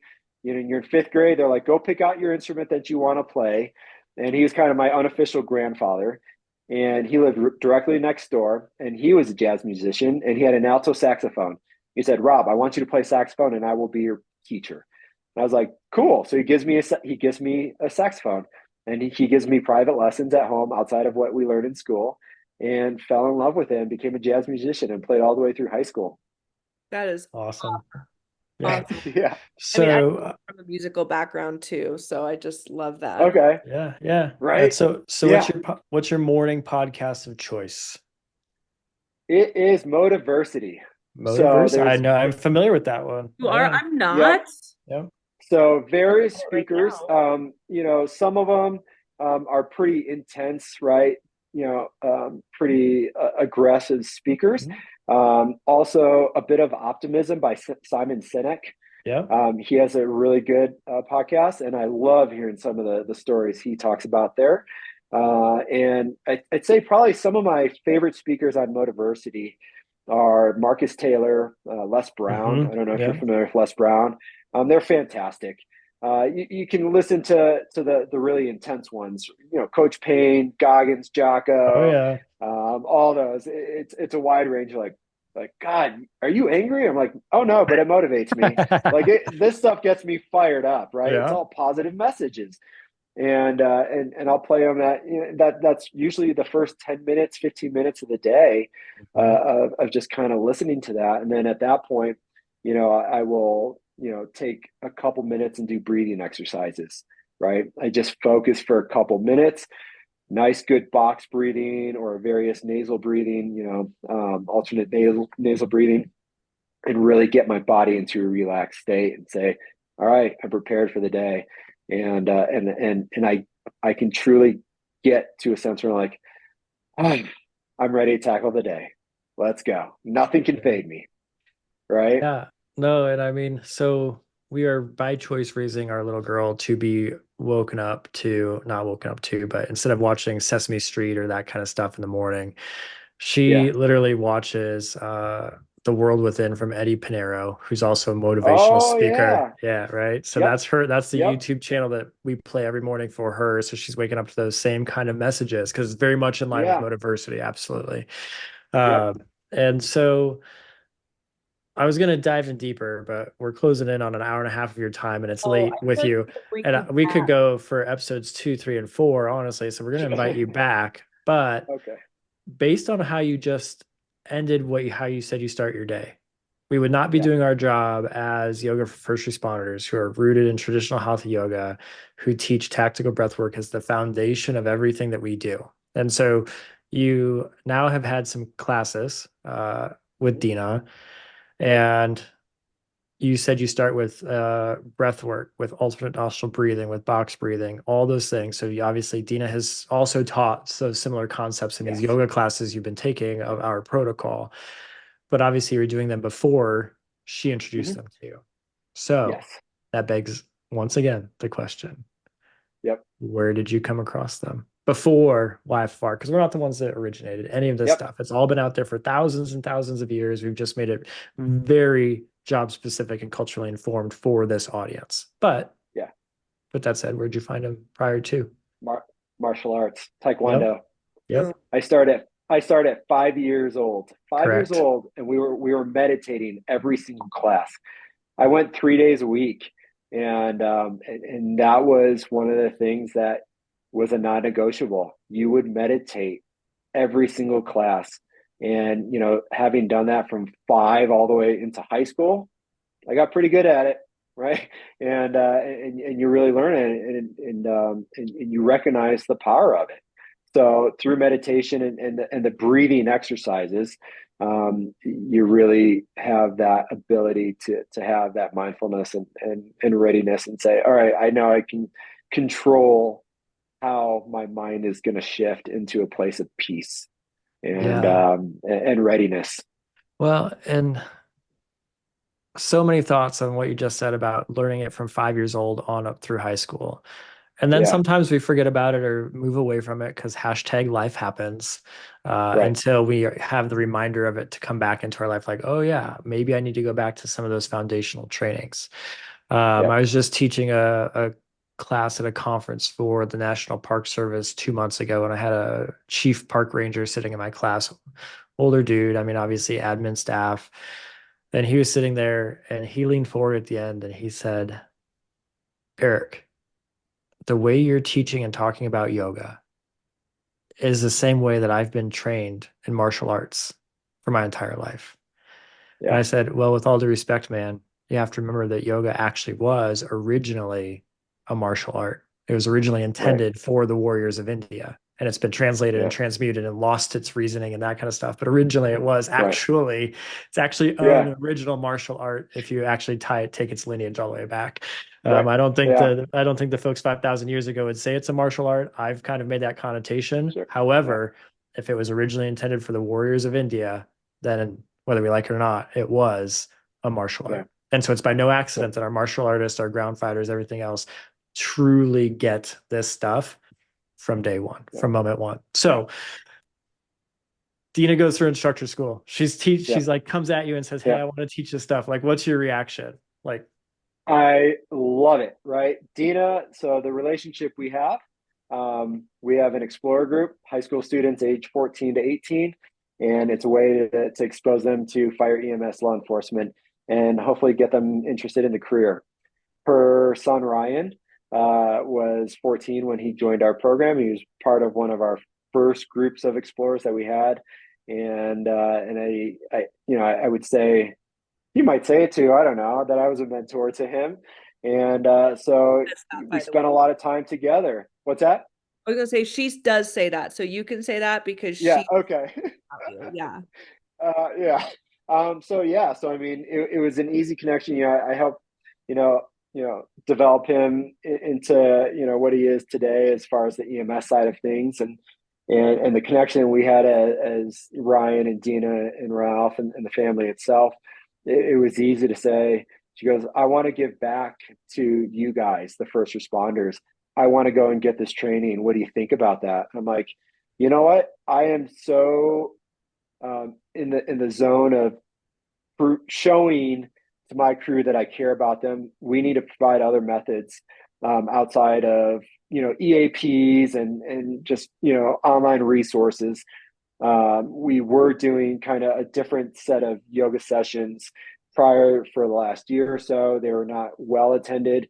Said, hey, let's bring this in. Dina, you want to go do it? She goes, absolutely. I'm like, we'd love to have you do it. And she showed me the program. I said, this fits perfectly. Absolutely. Because, there's this idea of what yoga is. And so, the mission and the vision of what you guys have created and provided, creates a little bit more ease and understanding of saying, all right, it's not man buns and Lululemon and those types of things, environments. It's like, no, we're going to do it in our firehouse, and we understand if we get called out on job, we get called out on job, and we really hope that people want to engage in it. And I've had nothing but positive feedback from it, and it's beneficial, and people are apprehensive at first about it, and I think Dina's the right person for it. She has that right disposition. She's just very welcoming, and I know sometimes some people can say, I don't like the way they're speaking or teaching, she just fits right in. And I think a lot of it ties to her history with the fire department, our fire department, and her son. So yeah, when we were approached, it was easy. It was simple. Absolutely happy to support it. Let me know what I can do to help. So I think this is really important because so we launched our online training, which is what Dina went through. And it's exclusively for those who are already yoga instructors. So we do have the in-person instructor school, and anyone can come to that. So Rob, that's what I'm recruiting you for. Yeah. Okay. So just know you're going to be getting emails from me. Okay. Seriously, Yeah. you're officially on the hook. Okay. And it's gonna be really So just hard to be wiggle yourself out of prepared. that one. Right. Yeah. So, but our online one is for those who already have their 200, at least 200-hour training.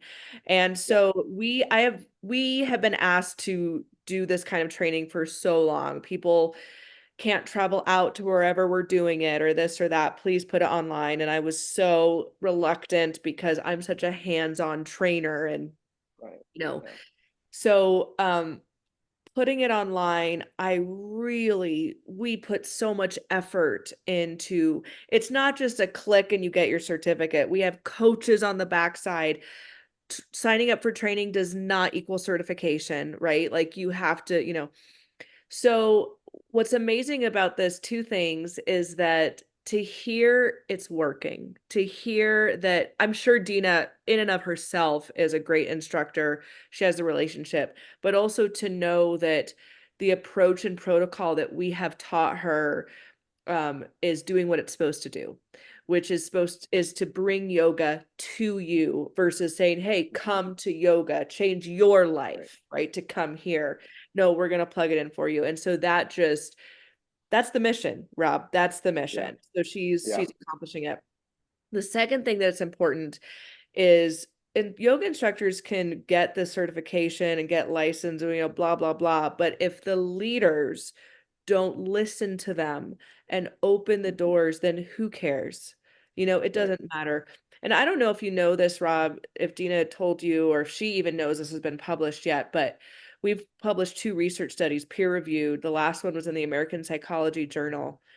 Our protocol, not just yoga for first responders, has been shown to be a tool that prevents post-traumatic stress. And I am floored that people are not knocking down our door. Like, there's a problem out there.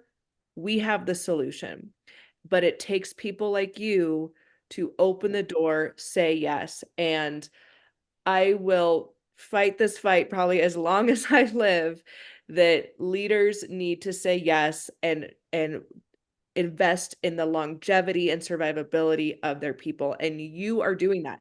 You are the example of what I want to see in the world of public safety. Well, thank you. And I would even add to that for leaders that are going to listen to this, you also have to engage in it, right? Yes, Correct. You're going to open the door too, but you also have to be involved. Boom. Period.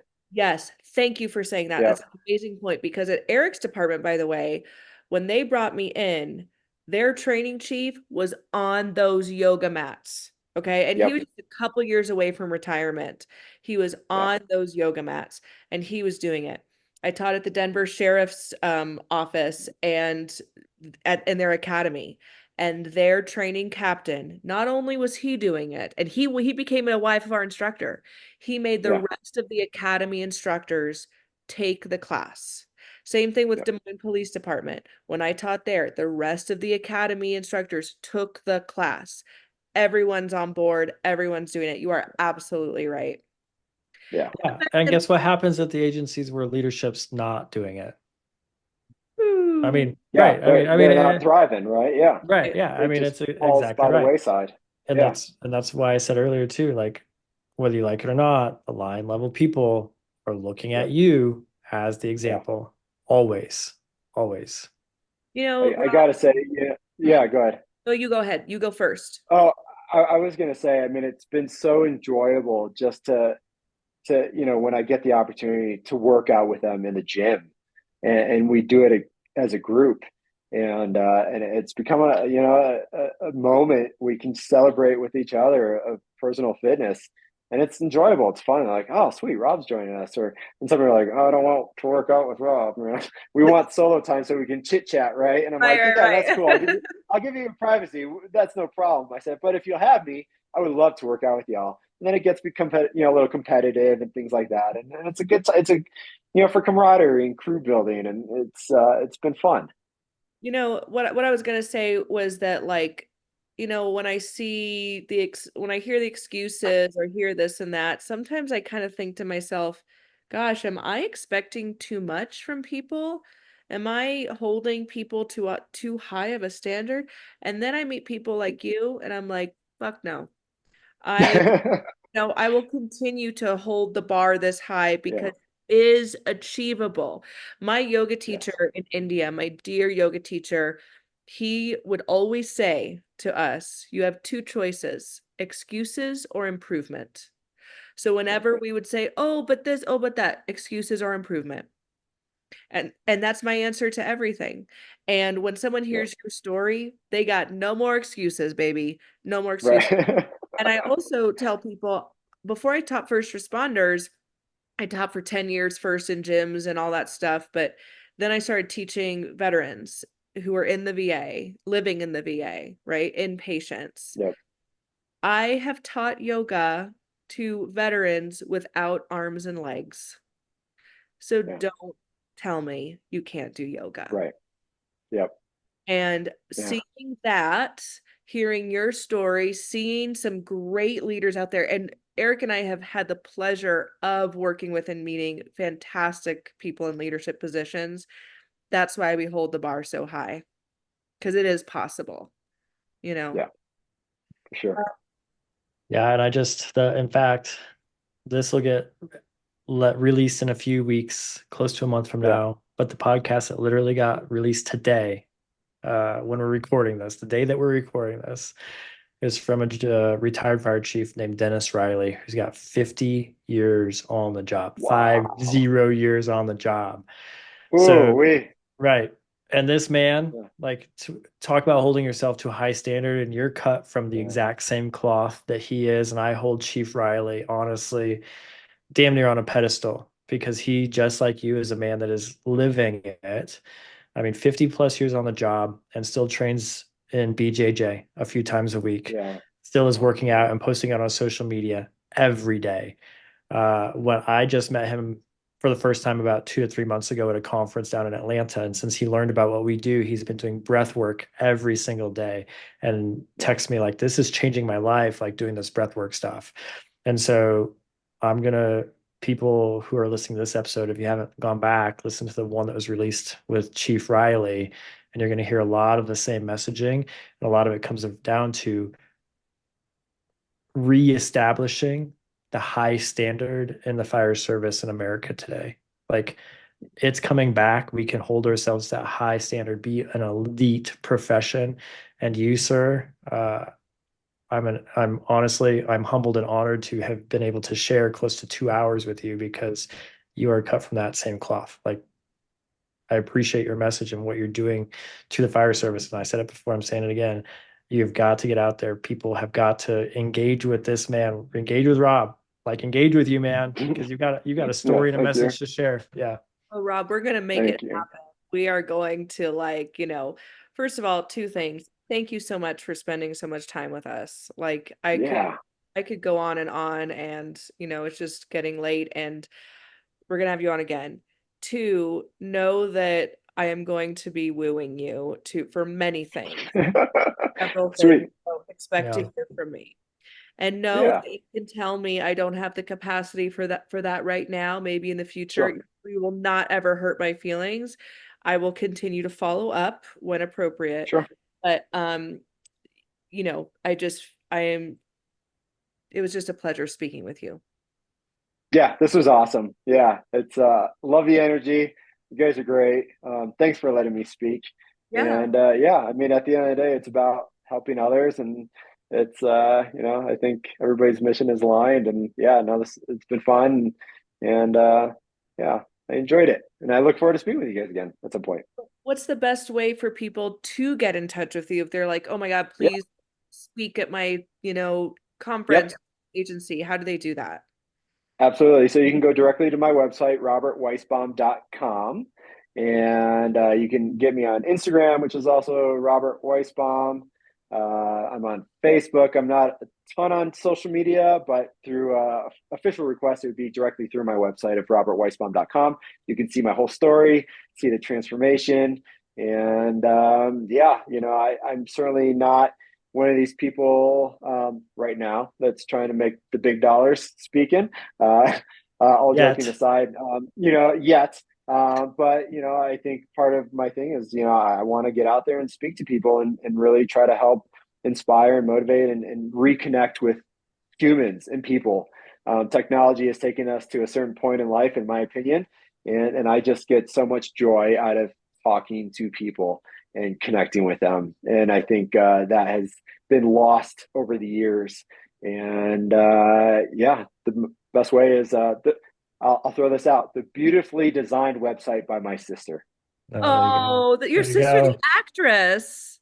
She's fantastic. She's helped me out so much. Oh, amazing. She's pumped out some of my social media stuff and my website, and it's just she's fantastic, and I adore her. What's her name? Can we follow her on social media? Her name is Elizabeth Ann Weiss, Anweis, Weisbaum, but her Hollywood name is Ann Weiss. Of course. I understand how that. Yeah. So she's fantastic. First of all, yes, get your message out there. And also, I just want to change this mindset about money. You deserve all the money in the world, okay? Don't say, oh, I'm not trying to do this for the big bucks. Who the fuck cares? Right. Like, obviously you're trying to get your message out there, but if someone says, I want to give you $50,000 for speaking for 25 minutes, take it. I'll take it. I'll take it. Yeah. And that's honestly, not to step on your toes, but that's not why I said yet, because you have and hold tremendous value for not only the fire service industry, but for humanity at large. Like that's what I mean. Like, your story needs to be told. I mean, on your website, it says, like, I've thought about writing a book. Teaser, after we hit end show, we'll talk more about that in a minute. Got a book coach for you. We've got everything. But also the reason Eric said yet is because you've got work to do. You're still running a department. Like, totally. You know what I mean? Like, then you'll retire and then you'll go on the circuit. The last thing I want to ask about do you have more than one dog? I have just one dog. Yep. Okay. I was going to say, she's not going to go the entire show. Like, it seems like there's a paw sticking up on the bottom corner of your screen. Stand by. I was going to say, she's not going to go a show without mentioning your dog, because it's been teasing her for the last 2 hours. With you, Rob, and also I see a dog. So this is Ronan. This is Ronan. Hi, baby. Hi, buddy. So he's amazing. He's like, okay, get me off, please. He's like a German Shepherd Swiss Mountain mix. Yep. And he's a rescue. I got him when he was 1 year old. Oh my God, I'm screenshotting this face. Hold on, I'm screenshotting it. Yeah, this is the teaser for the episode. That's amazing. Okay, wait, tell me his name again. Ronan. So, Ronan. Okay. The lawless samurai warrior. Mm-hmm. Yeah, so it's a powerful name. Powerful name. So he was a reservation dog at a kill shelter in New Mexico. I got him when he was 1 year old, and he's been a dream. He's a fantastic dog. Fantastic. So, he's 6 years old now. You know that we have programs on the reservations. Oh. We live in New Mexico. Oh, okay.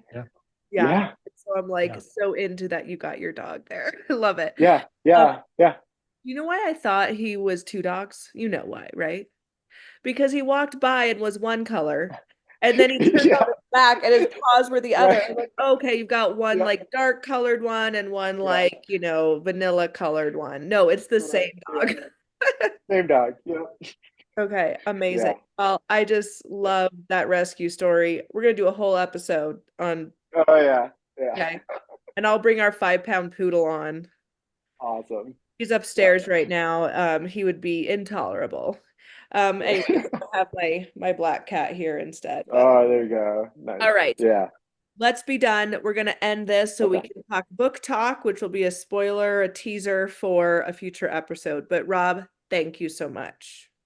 You bet. And let me make one recommendation. Yes. 2 books, since we're talking about books. Please. I'm a big reader now. Powerful Story, When Breath Becomes Air.